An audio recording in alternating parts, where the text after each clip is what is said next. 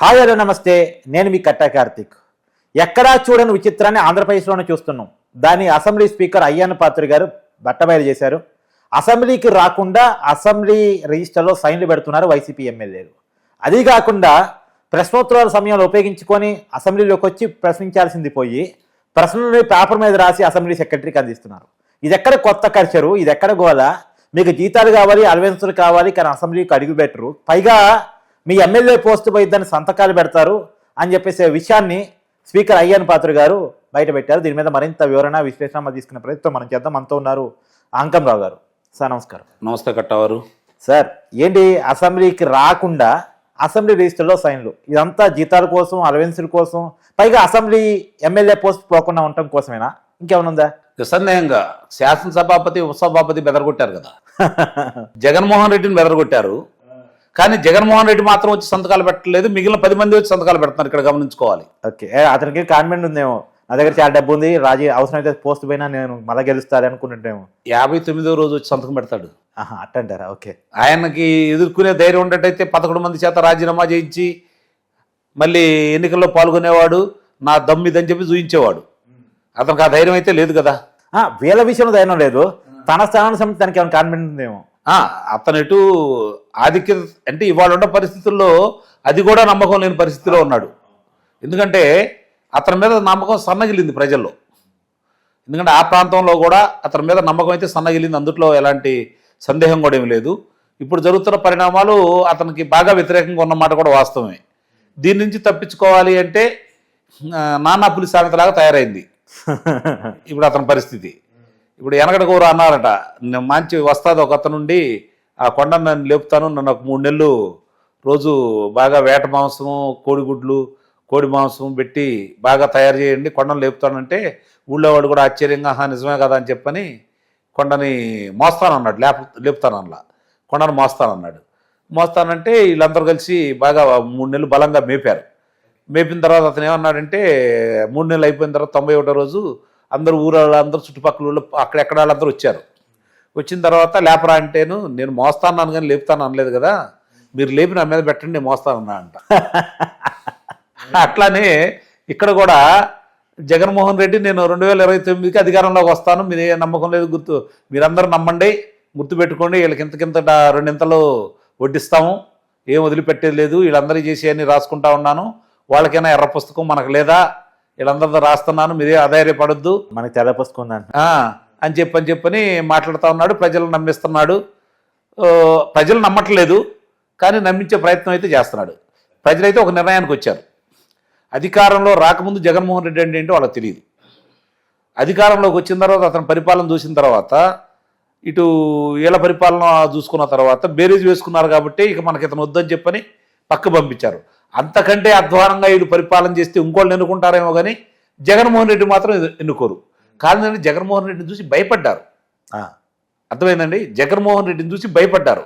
సహజంగానే రాజకీయాలు వేరుగా ఉంటాయి, గెలుపటములు వేరుగా ఉంటాయి, పార్టీలకి పోరాడుతూ ఉంటారు. ఇతను పోరాడకపోగా ఇంకా కూడా ప్రజల్ని నిందిస్తున్నాడు కాబట్టి ప్రజలు ఇప్పుడు కూడా రేపు పొద్దున అతనే మనకు కావాలనుకునే పరిస్థితులు అయితే లేరు.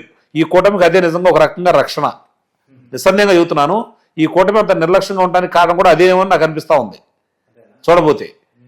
ఇప్పుడు ఈ 10 మంది ముఖ్యంగా ఇప్పుడు ఎవరైతే ఉన్నారో ఈరోజు శాసనసభాపతి చాలా బాధపడుతూ చాలా ఇబ్బందికరంగా కూడా మాట్లాడటం కూడా జరిగింది. ఇది ప్రజాస్వామ్యానికి అంత మంచిది కాదు కదా, వీళ్ళని ఏమనాలో కూడా ఖచ్చితంగా మంచిది, అలా అనుకోవాలంటే చాలా బాధేస్తుందని చెప్పి ఆయన మాట్లాడిన విధానంతో చూసుకుంటా ఉంటే ఇప్పటి వరకు అంటే ఆయన అన్నాడు, దొంగసాటుగా వచ్చి సంతకాలు పెట్టి వెళ్తున్నారు, మీరు ఎవరన్నా చూసారా, శాసనసభలో నాకు కనపడలేదు, ప్రశ్నలు కూడా అడుగుతున్నారు, ప్రశ్నలు అడిగి వీళ్ళు సమాధానాలు రెడీ చేసుకుంటున్నారు, సమయం వృధా చేస్తున్నారు. వాళ్ళు సభకి రానప్పుడు ప్రశ్నలు ఎందుకు అడగాలి, ప్రశ్నలు అడిగినప్పుడు సమాధానం వినాలి కదా. అదే వీళ్ళు వేరే వాళ్ళు అడిగారు అనుకోండి, సమయం కూడా కలిసి వచ్చింది కదా, ఇంకో కొన్ని ప్రశ్నలు ఉత్పన్నం అవుతాయి, దానికి మంత్రులు ఏ విధంగా సమాధానం చెబుతారో తెలిసింది కదా అని చెప్పని ఆయన అన్న దాంట్లో న్యాయం కూడా ఉంది. అంటే వాళ్ళకి ఎవరో సలహా ఇచ్చి ఉంటారు, మీరు ప్రశ్నలు కూడా అడగండి, అప్పుడే శాసనసభలో మీరు ఉండట్టు, రేపొద్దున ఏదైనా న్యాయస్థానానికి వెళ్ళినా కూడా ఈ చూపించవచ్చు అంటే వీళ్ళు న్యాయస్థానానికి ఎందుకు వెళ్తారు, వాళ్ళు పిచ్చి కానీ. అవును, వచ్చి సంతకాలు పెడితే వాళ్ళు వచ్చినట్టే లెక్క కదా. అవును, కాబట్టి వీళ్ళు ఎందుకు వెళ్తారు? జగన్మోహన్ రెడ్డిని రమ్మని వీళ్ళందరూ రావటం కోసం శాసనసభలో వస్తే వాళ్ళు ప్రశ్నలు అడిగితే సభలో కూడా నిండుగా ఉంటుంది. వాళ్ళు చేసినటువంటి గతంలో వీళ్ళ మీద ఉన్న అభియోగాలు వీళ్ళు అడిగితే ఏం సమాధానం చెబుతాడు? ప్రజాక్షేత్రంలో వాళ్ళు గెలిచిన సందర్భంగా వాళ్ళని తీసుకొచ్చి శాసనసభలో కూర్చోబెట్టిన సందర్భంగా శాసనసభలో వాళ్ళు అడిగితే ప్రజలకు కూడా తెలుస్తుంది కదా అనే ఉద్దేశంతో వాళ్ళు రమ్మంటున్నారు. రెండోది వీళ్ళు కూడా అతన్ని మామూలుగానే టార్చర్ చేయడానికే రమ్మంటున్నారు. అందుట్లో ఎలాంటి సందేహం కూడా ఏం లేదు. జగన్మోహన్ రెడ్డి మీద ప్రేమో, జగన్మోహన్ రెడ్డి సరే వీరెందుకు రమ్మంటున్నారు అనేది పక్కన పెట్టి సార్, ప్రజాకోణం నుంచి చూడాల్సి వచ్చినప్పుడు ఎమ్మెల్యేగా జీతం తీసుకుంటున్నప్పుడు, గన్మెన్ సెక్యూరిటీని తీసుకుంటున్నప్పుడు, అలవెన్సులు తీసుకుంటున్నప్పుడు రావటం అనేది బాధ్యత కదా అనేది. కట్టావారు మామూలుగా చదువుకునే ఒక విద్యార్థి 75 రోజులు 74 రోజులు ఈ రోజు కొత్తగా పెట్టారు. 74 రోజులు స్కూల్కి ఆబ్సెంట్ అయితే పాఠశాలకు వస్తే 75వ రోజు రాలేదు కాబట్టి అతను పరీక్ష రాయటానికి అనర్హుడిగా ప్రకటిస్తున్నారు. అవునా? మరి ఒక ఉద్యోగస్తుడు అతను ఉద్యోగాన్ని ఎన్నిక చేయాలి అంటే, ఒక ఐపీఎస్ ఐఏఎస్ కావాలి అంటే వాళ్ళ కుటుంబం మొత్తం నేర చరిత్ర లేకుండా ఉండాలని చెప్పి చూస్తున్నారు. ఓకే, అవునా? ఇన్ని శల్య పరీక్షలు చేస్తూ ఒక ఉద్యోగస్తుడికి అలా చూస్తూ చదువుకునే విద్యార్థికి ఇలా చూస్తున్నప్పుడు చట్టాలు తయారు చేసే వీళ్ళు వాళ్ళకు అనుగుణంగా చట్టాలు తయారు చేసుకోవటం కోసం ఎన్ని కుయుక్తులు పన్నుతున్నారో చూస్తూనే ఉన్నాం మనం. రాజ్యాంగం ఏర్పడిన తర్వాత ఇన్నిసార్లు మార్పులు చేర్పులు చేశారే కానీ ఇదిగో ఈ విధంగా శాసనసభకు రావాలి, 75 రోజులు 100 రోజులు పాల్గొంటే 100 రోజులు సభ జరిగితే 75 రోజులు రావాలి అని చెప్పి నియమాలు వాళ్ళ వరకు ఎందుకు పెట్టలేదు? లేదు, రాజకీయంలో పాల్గొనాలంటే ఒక రాజకీయ నాయకుడిగా ఎన్నికల్లో నిలబడాలి అంటే వాళ్ళ కుటుంబ నేపథ్యం మొత్తం ఎక్కడా వాళ్ళ మీద మచ్చ లేకుండా ఉండాలి, వాళ్ళు స్వచ్ఛందంగా సేవ చేసిన వాళ్ళైనా ఉండాలి, లేకపోతే ఒక మంచి ఉద్యోగం చేసిన వాళ్ళైనా ఉండాలి. ఇవన్నీ ఎందుకు పెట్టలేదు? అవన్నీ పెడితే సగం మంది ఎమ్మెల్యేలు అసెంబ్లీలో ఉండాలండి. 35 మంది రారు. భలే వాళ్ళే మీరు చెప్పేది. 35 మంది రారు. అవును అవును, ఇంకా నేను సగం అన్నా, మీరు 30 కరెక్టే. విషయం ఏంటంటే సార్, నేను ఇంకో విషయం ఏంటంటే, ఇప్పుడు స్కూల్కి వెళ్ళేవాడు స్కూల్కి వెళ్ళకపోవడం కేవలం తప్పు, నేరం కాదు. అవును, ఎందుకంటే అతనికి ఏం డబ్బే స్కూల్కి రారా అని వీడే డబ్బులు కట్టిపోవాలి. అవును. అయితే కానీ వీళ్ళు డబ్బులు తీసుకుంటున్నారు. అసెంబ్లీకి సభ్యుడిగా MLA, member of legislative assembly అని చెప్పేసి పదం, అంటే అసెంబ్లీ సభ్యుడు అసెంబ్లీకి వెళ్ళటం కోసమని వాళ్ళు ఎమ్మెల్యేగా ఎన్నుకోబడ్డారు. దాని కింద జీతం తీసుకున్నారు, అలవెన్సులు పొందుతున్నారు, సెక్యూరిటీ తీసుకున్నారు. వీళ్ళు ఎందుకు పోరు? ఇది నేరం కదా అనేది పాయింట్ నాది. నేరాన్ని శిక్ష ఉండాలిగా. నిస్సందేహం అదే చెప్పేదండి. వాళ్ళే చట్టాలు తయారు చేసే వాళ్ళైతే కట్టవారు మీరు భలే చెప్తున్నారే. వాళ్ళ నేరాన్ని శిక్షలు ఉండవా? ఇంకంతే ఉండవు కదా. ఇప్పుడు చట్టాలు తయారు చేసే వాళ్ళు వాళ్ళకి ఇబ్బందికరమైన చట్టాలు తయారు చేసుకుంటారా చెప్పండి?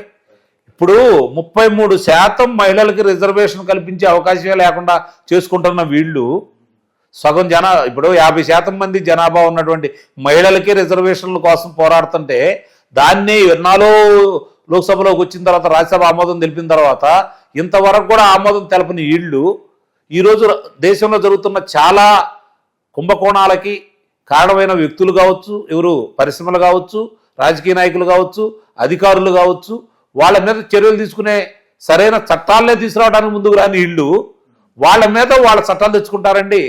వాళ్ళకి ఇబ్బందికరమైన కార్యక్రమాలకు ముందుకు వస్తారా చెప్పండి?